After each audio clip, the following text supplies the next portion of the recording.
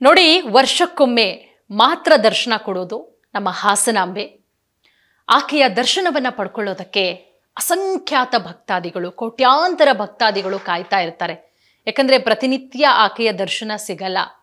ಪ್ರತಿನಿತ್ಯ ನಾವು ಹಾಸನಕ್ಕೆ ಹೋದರೂ ಕೂಡ ಹಾಸನದವರು ಕೂಡ ಆಕೆಯ ದರ್ಶನವನ್ನು ಪಡ್ಕೊಳ್ಳೋದಕ್ಕಾಗೋದೇ ಇಲ್ಲ. ವರ್ಷಕ್ಕೆ ಒಂದು ಬಾರಿ ಮಾತ್ರ ಬಾಗಿಲು ತೆರೆಯೋದು, ಹಾಸನಾಂಬೆ ದರ್ಶನವನ್ನು ಕೊಡೋದು. ಅದು ಇಂತಿಷ್ಟು ದಿನಗಳು ಅಂತ ಮಾತ್ರನೇ. ಇನ್ನು ಮೊನ್ನೆಯಿಂದನೂ ಹಾಸನಾಂಬೆಯ ಬಾಗಿಲು ಓಪನ್ ಆಗಿದೆ, ಶಾಸ್ತ್ರೋಕ್ತವಾಗಿ ಓಪನ್ ಆಗಿದೆ.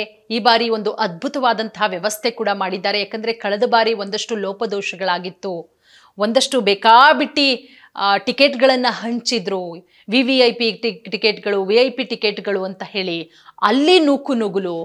ಅಲ್ಲಿ 1 ಗಂಟೆಲಾಗುವಂತಹ ದರ್ಶನ 5 ರಿಂದ 6 ಗಂಟೆ. ಇನ್ನು 1000 ರೂಪಾಯಿ ಟಿಕೆಟ್ ಕೊಟ್ಟು ತಗೊಂಡಂಥವ್ರು ದರ್ಶನ ಮಾಡೋದಕ್ಕೆ 1 2 ರಿಂದ 3 ಗಂಟೆ. ಒಂದು ರೀತಿಯಲ್ಲಿ ಕಾಲ್ ತುಳಿತಗಳು, ವಿದ್ಯುತ್ ಅವಘಡಗಳು ಒಂದು ರೀತಿ ಸಂಭವಿಸಿತ್ತು.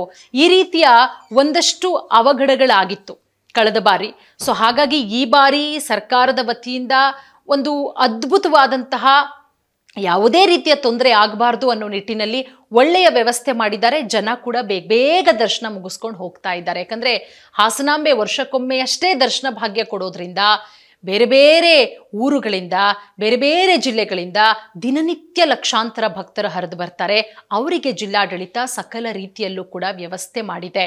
ಇವತ್ತಿಗೆ 3ನೇ ದಿನ ಭಕ್ತರಿಗೆ ದರ್ಶನ ಭಾಗ್ಯದ ವ್ಯವಸ್ಥೆ. ಇವತ್ತೇನೋ ಬೆಳಗ್ಗೆ ಬೇಗನೆ ದರ್ಶನ ಆಗ್ತಂತೆ.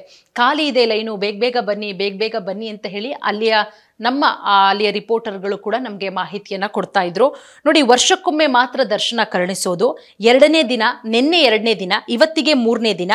ಮುಂಜಾನೆ 4 ಗಂಟೆಯಿಂದಲೇ ಸರತಿ ಸಾಲಲ್ಲಿ ನಿಂತು ಆ ದೇವಿಯನ್ನ ಕಣ್ತುಂಬಿಕೊಳ್ಬೇಕು, ಹಾಸನಾಂಬೆಯನ್ನ ನಾವು ಒಲಿಸ್ಕೊಳ್ಬೇಕು, ಆಕೆಯ ಭಕ್ತಿಗೆ ನಾವು ಒಂದು ರೀತಿಯಲ್ಲಿ ಪರವಶರಾಗಬೇಕು, ಆಕೆಯ ಅನುಗ್ರಹ ಬೇಕು ಅಂತ ಹೇಳಿ ಬೆಳಗ್ಗೆ 3 ರಿಂದ 4 ಗಂಟೆಗೇನೆ ಸರತಿ ಸಾಲಲ್ಲಿ ನಿಂತು ಕಾಯ್ತಾ ಇರ್ತಾರೆ. 1000 ಟಿಕೆಟ್ನ ಸಾಲು ಇದ್ರೆ 300 ರೂಪಾಯಿ ಟಿಕೆಟ್ನ ಸಾಲು ಕೂಡ ಇದೆ. ಸೊ ಇದೆಲ್ಲವನ್ನ ನೋಡೋದಕ್ಕೆ ಹೋದರೆ ಸುಮಾರು ಒಂದೇ ದಿನಕ್ಕೆ 1 ಕೋಟಿ ರೂಪಾಯಿ ಆದಾಯ ಬಂದಿದೆ. ಪ್ರಸಾದ ವಿತರಣೆ ಇರಬಹುದು, ಟಿಕೆಟ್ನ ವಿತರಣೆ, ಎಲ್ಲದರಿಂದ 1 ಕೋಟಿ ರೂಪಾಯಿ ಆದಾಯ ಬಂದಿರೋದು. ಜಿಲ್ಲಾ ಉಸ್ತುವಾರಿ ಸಚಿವರಾದಂತಹ ಕೃಷ್ಣ ಭೈರೇಗೌಡರು ಎಷ್ಟು ಚೆನ್ನಾಗಿ ಅಲ್ಲಿಯ ಉಸ್ತುವಾರಿಯನ್ನ ಮಾಡ್ತಾ ಇದ್ದಾರೆ ಅಂದರೆ ಬಹಳ ಖುಷಿಯಾಗತ್ತೆ. ನಾನು ಸಚಿವ ಅನ್ನುವಂಥ ಹಮ್ಮು ಬಿಮ್ಮು ಇಲ್ಲದೇನೆ ಒಬ್ಬ ಸಾಮಾನ್ಯ ಜನರಂತೆ ನಿಂತ್ಕೊಂಡು ಅಲ್ಲಿಯ ಎಲ್ಲ ವ್ಯವಸ್ಥೆಗಳನ್ನು ಪರಿಶೀಲನೆ ಮಾಡಿ, ಖಂಡಿತವಾಗ್ಲೂ ಕೂಡ ಇಂತಹ ವ್ಯಕ್ತಿಗಳು ಬೇಕು, ಇಂತಹ ರಾಜಕೀಯ ನಾಯಕರು ನಮಗೆ ಬೇಕಾಗತ್ತೆ. ಸೊ ಎಷ್ಟು ಒಬ್ಬ ಸಾಮಾನ್ಯರಂತೆ ಅಲ್ಲಿ ಓಡಾಡಿಕೊಂಡು ಎಲ್ಲ ಉಸ್ತುವಾರಿಯನ್ನು ಕೂಡ ವಹಿಸ್ಕೊಂಡಿದ್ದಾರೆ. ಸೊ ಅಂದರೆ ಪ್ರತಿ ಬಾರಿಗಿಂತ ಈ ಬಾರಿ ಬಹಳ ಚೆನ್ನಾಗಿ ಎಲ್ಲ ವ್ಯವಸ್ಥೆಗಳನ್ನು ಕೂಡ ಮಾಡಿಕೊಂಡಿರೋದ್ರಿಂದ, ಅದರ ಜೊತೆಗೆ ಅಲ್ಲಿ ಯಾರು ಕರ್ತವ್ಯ ಲೋಪ ಎಸಗುತ್ತಾರೋ ಅವರ ವಿರುದ್ಧ ನಿರ್ದಾಕ್ಷಿಣ್ಯ ಕ್ರಮಗಳನ್ನು ಕೂಡ ತೆಗೆದುಕೊಂಡಿರೋದು. 4 ಕಂದಾಯ ಇಲಾಖೆ ಸಿಬ್ಬಂದಿಯನ್ನ ಅಮಾನತು ಕೂಡ ಮಾಡಲಾಗಿದೆ.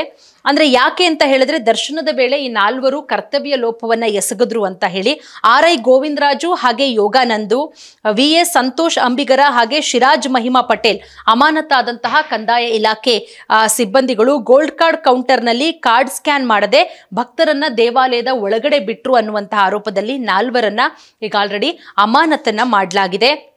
ಸೊ ಯಾರೆಲ್ಲ ಅಧಿಕಾರಿಗಳು ಬೇಜವಾಬ್ದಾರಿತನವನ್ನು ತೋರಿಸ್ತಾ ಇದ್ದಾರೆ, ನಿರ್ದಾಕ್ಷಿಣ್ಯ ಕ್ರಮವನ್ನು ಅಲ್ಲಿಯ ಜಿಲ್ಲಾಡಳಿತ ಕೂಡ ಮಾಡ್ತಾ ಇರೋದು. ಹಾಗಾಗಿ ಸಾಕಷ್ಟು ಜನ ಭಕ್ತಾದಿಗಳು ಬಂದು ದರ್ಶನವನ್ನು ಮಾಡ್ಕೊಳ್ತಾ ಇದ್ದಾರೆ. ಅದರ ಜೊತೆಗೆ ಅಲ್ಲಿಯ DC ಇರಬಹುದು, ಎಲ್ಲ ಅಧಿಕಾರಿಗಳು ಕೂಡ ಒಳ್ಳೆಯ ರೀತಿಯಲ್ಲಿ ಕೆಲಸ ಮಾಡ್ತಾ ಇರೋದ್ರಿಂದ ನೀವು ಕೂಡ ಹೋಗಿ ಹಾಸನಾಂಬೆಯ ದರ್ಶನವನ್ನು ಪಡ್ಕೊಂಡು ಬನ್ನಿ. ಅಂದರೆ ಇನ್ನೂ ಕೂಡ ಕೆಲವೊಂದಿಷ್ಟು ದಿನಗಳ ಕಾಲ ಇರೋದ್ರಿಂದ ಅಲ್ಲಿ ಒಂದಷ್ಟು ಟಿಕೆಟ್ನ ವ್ಯವಸ್ಥೆ ಕೂಡ ಮಾಡಲಾಗಿದೆ. 1000 ರೂಪಾಯಿ ಟಿಕೆಟ್ ತೊಗೊಂಡು ಹೋಗ್ಬೋದು, 300 ರೂಪಾಯಿ ಟಿಕೆಟ್ ತೊಗೊಂಡು ಹೋಗ್ಬೋದು, ಇಲ್ಲ ಸಾಮಾನ್ಯ ಕ್ಯೂವಲ್ಲೂ ಕೂಡ ಹೋಗಬಹುದು. ಹಾಗಾಗಿ ಹೋಗಿ ನಿಧಾನವಾಗಿ ದರ್ಶನವನ್ನು ಮುಗಿಸ್ಕೊಂಡು ಬನ್ನಿ. ಎಲ್ರಿಗೂ ಕೂಡ ತಾಯಿ ಅನುಗ್ರಹವನ್ನು ಕೊಡಲಿ ಅಂತ ಹೇಳಿ ನಾವು ಕೂಡ ಕೇಳ್ಕೊಳ್ತೀವಿ. ಧನ್ಯವಾದ.